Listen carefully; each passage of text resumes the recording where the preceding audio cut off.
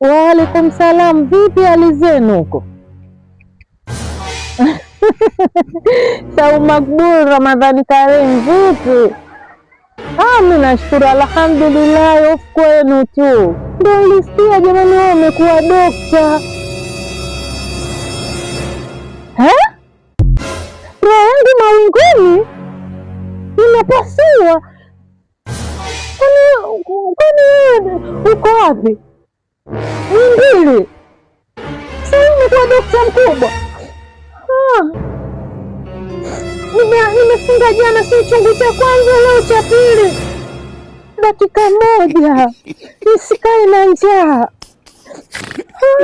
Nakufa mimi Sofi, nakufa wanangu. Ni mkubwa vipi tena?